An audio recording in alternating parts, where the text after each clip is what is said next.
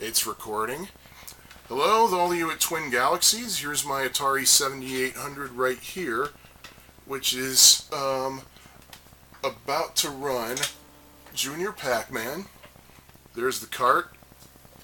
There's the system. It is a slightly modded system. It has the AV mod done to it, so it'll work very nicely on this TV.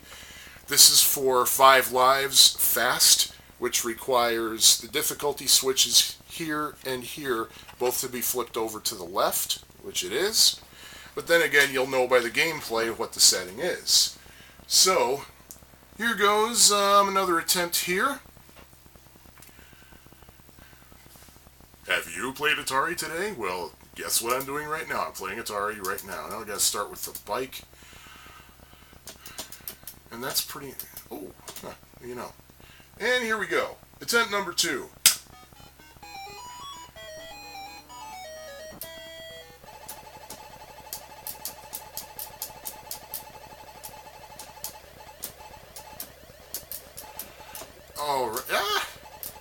Get out of my way. I gotta get the bike.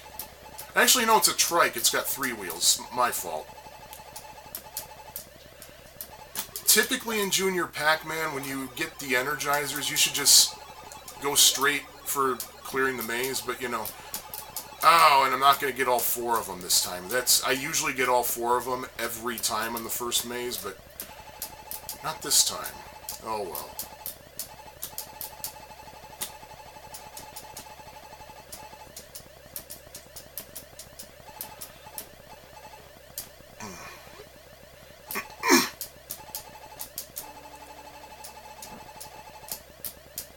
Alright, this time I should be able to get all 4 of them. Usually I consider it a good first round if I end up with at least 20,000 points when I clear the first maze. Let's see if I can do that.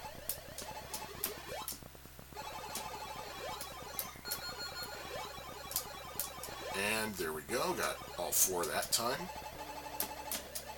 Ooh, there's the cycle. Oh, shoot, I went too far. Let's see if I can make up for it. Well, at least I'm getting 3 of them. 1, 2, 3, 4, got them all. Okay.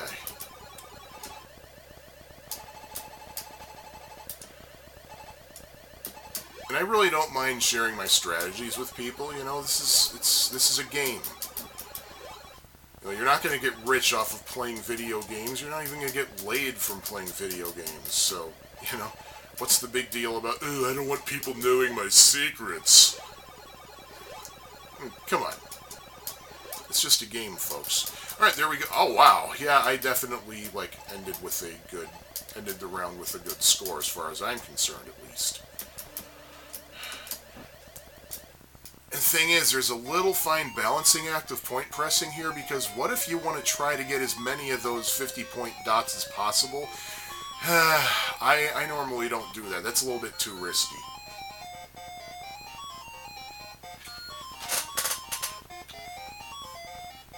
I wonder if Bob just copied the music from the Atari 2600 version and expanded on it. Because it's in the same key and it uses, obviously, uses the same sound chip. But,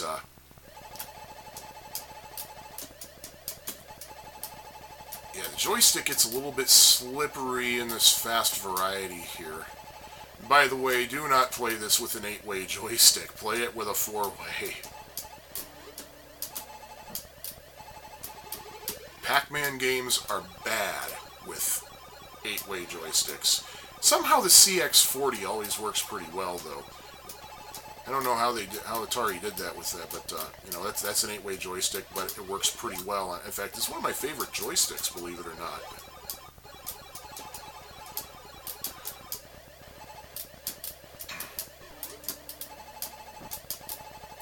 It's certainly a lot better than the CX78 Pro line, aka Pain line controllers.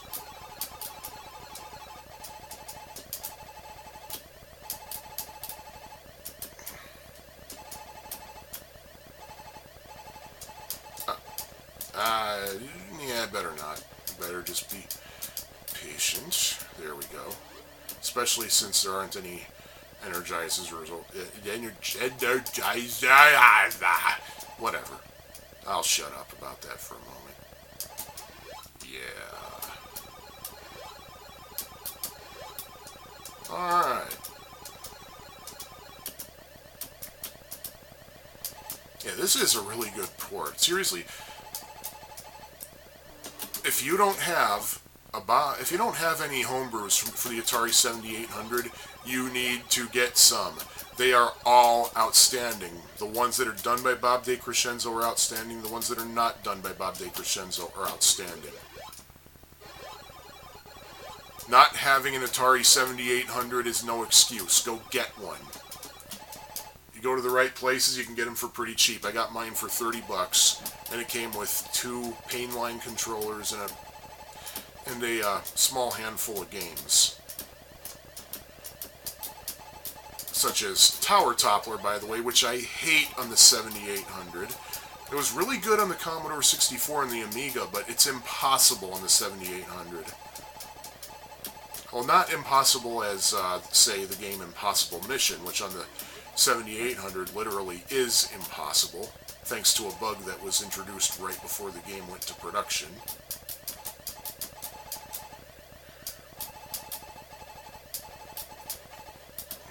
Thanks, Matt. Don't let me leave tomorrow without you showing me turtles, by the way. Or without you showing me turtles. Is that what I said? I don't know.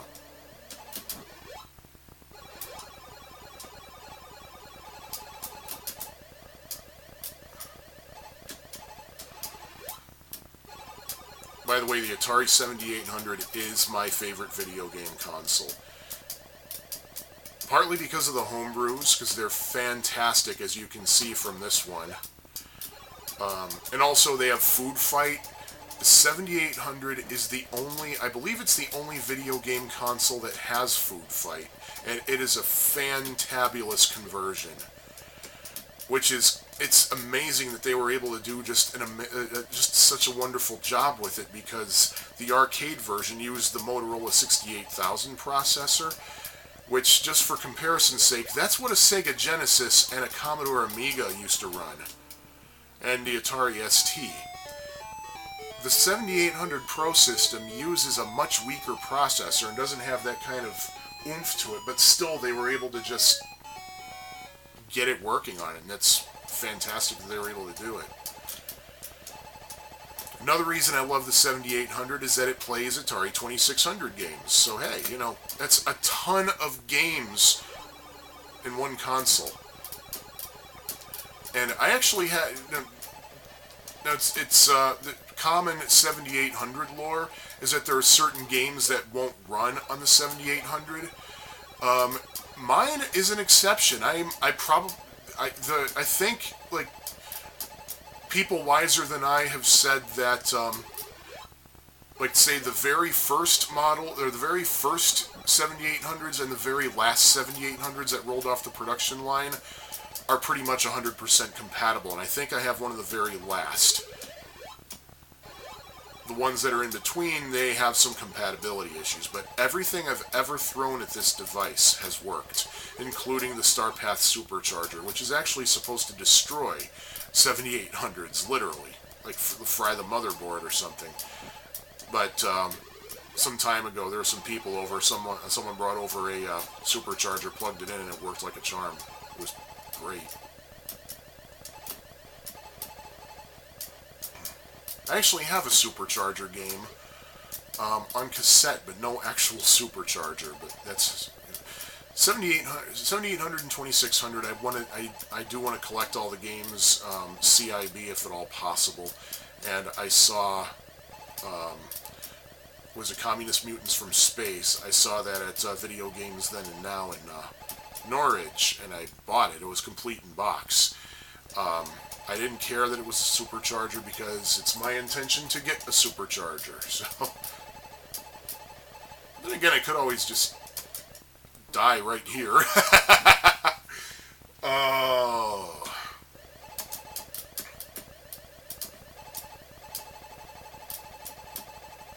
Yeah. I can't believe I lost 2 lives already. I usually don't lose my first one until the 6th maze, but oh well. Again, my goal is just to get a Twin Galaxies record here, which I can't imagine will not happen on this attempt. I really can't. Ah, shoot. Whoa!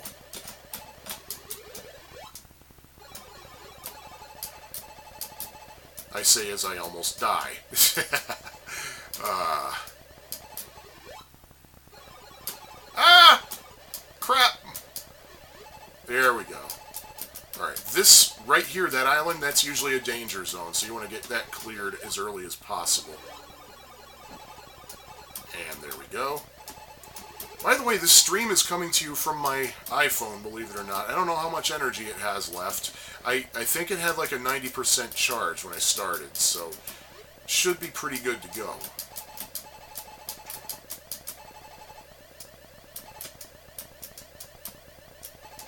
This stream brought to you by Pie Factory Podcast.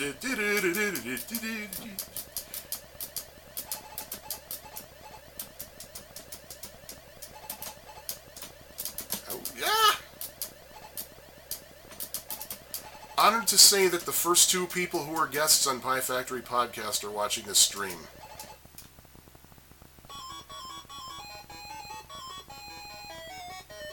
This music sounds to me kind of like the second half of the verse of the theme from Rawhide. Don't try to understand 'em, just rope throwing Brandon. Oh, this maze, I hate it. Ah! Oh, look, a pussy cat. No! Well, hey, the good news is that's fewer dots to clear now. Because, yeah, the inflated dots that the prizes pass over, they disappear if you lose a life. So yeah, it's fewer dots, but that's also that number of dots times 50 points that I'm not getting. So I'm kind of cheesed off right now, and also I didn't get the prize. I got it this time, though, so hey. And didn't I say before that it's this maze that usually kills me? Yeah. There we go. Alright. Danger zone right there. Got that. Ah! And you can see why it's a danger zone. It's really easy to get caught there. Alright, the cat's dead now. Yeah, I'm not a cat person. Partly because I'm allergic to cats. But sometimes they just plain annoy me. I met some good cats, though. But I can't be around them for long or else my eyes get all puffy and watery and very itchy and annoy-y, I guess. Shoot. I hate this maze. Have I mentioned that before? I hate this maze. Man, this is even tougher than the arcade version. Maybe that's why the Twin Galaxies record's fairly low. So maybe I should just shut up my mouth. Oh, look at how low that score is. I could smoke that person.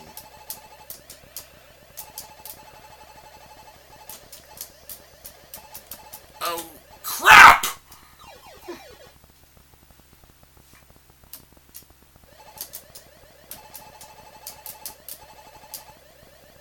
Alright, I just gotta get to, say, 110,000. You think I can do that? For God's sakes, I got 500,000 on only 4 lives on the arcade version. You'd think I'd be able to do similarly on a home version with 2 more lives. You'd think, wouldn't you? Wouldn't you?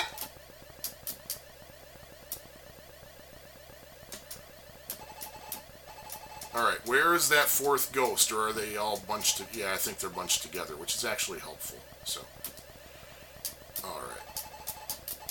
Oh, what I wouldn't do for... Ah, there it is. I was going to say what I wouldn't do for another root beer. Well, there it goes. Wow. Alright, there's 100,000. Let's see if I can make it to just 10,000 more.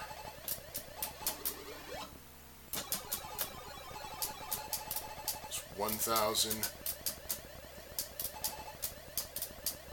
Let's see if I can just get a little bit over 8,000 more points.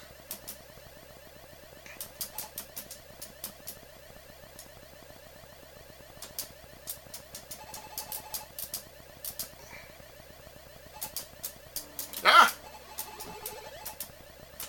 That's a bit too risky right there. Alright. That was risky too. Ah! Root beer! Woohoo!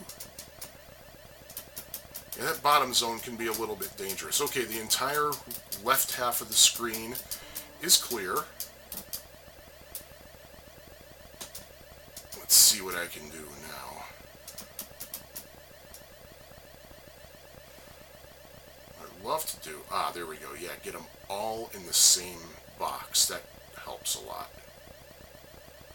Especially if I can get them all in the outer perimeter, which I cannot. Oh, well. Alright, I'm going to do something really stupid and risky right here.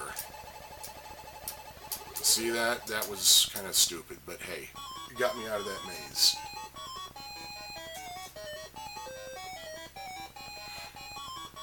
They escape! Woo! Junior Pac-Man and Yum Yum. Who I believe is supposed to... I think Yum Yum is supposed to be Blinky's daughter. Alright, so there. I should still have a Twin Galaxies world record at this point. The only thing is I'm one submission point shy of being able to submit it. I have a couple of points pending from adjudicating other scores, so hopefully it won't be too long before I'm able to submit this. Yeah, there we go. See, what I love about getting as far as the 7th maze, at that point you get nothing but root beer, so it's easy to rack up a good score if you stay alive, so...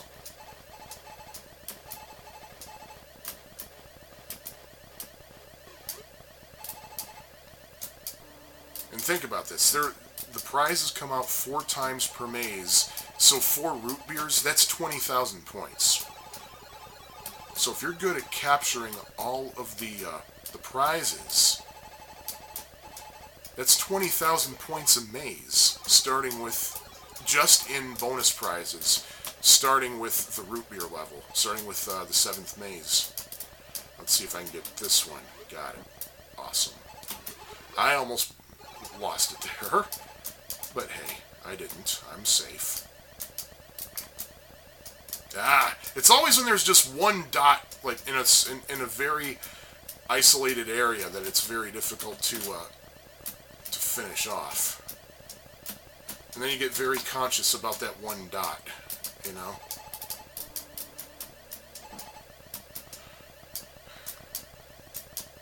And there. Alright, I think, what, last time I got 150? Let's see if I can beat that. See if I can beat that score. See if I can get all 4 root beers on this. Okay, so I don't have much time to chase the ghosts. Alright. If I can just get 2 more root beers, I will beat that 150,000. Ooh, look at that. 3 ghosts. I wasn't expecting that, but I got lucky. Oh, there's another root beer. Another root beer.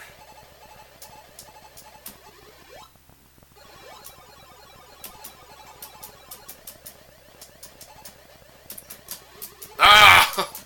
Drat, I killed off an Energizer before. At least I grabbed the root beer, so that's something. And I got those 50 points right there. Right now, there's a Beach Boys song from their very, very first album. It was a really dippy album. I hated it. The album is called Surfin' Safari, named after their first big hit. And there's a song on it called Chug-a-Lug. And that song is about drinking root beer. And that song is going through my head right now. Give me some root beer, some root beer, come on, root beer. Here a mug, there a mug, everybody chug-a-lug. Apparently Dennis Wilson's favorite drink was root beer, even though he was a raging alcoholic. But, I guess it was his favorite non-alcoholic drink. Alright, well I know I beat my personal record by now. And there it goes. Game over. But still, hey, 163,550. Not too bad. Not too bad. So, there we go. Those of you who watched the stream, thank you for watching. And I'm going to call it a night for playing video games. I'm going to go do something useful with my life. Ta!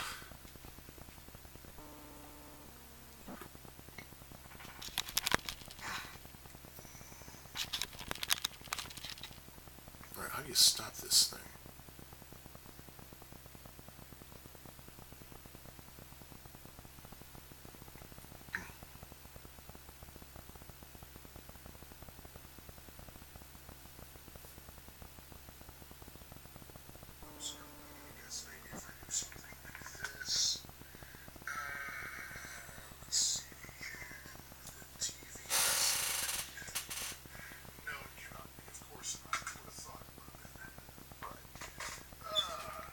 How does this thing stop?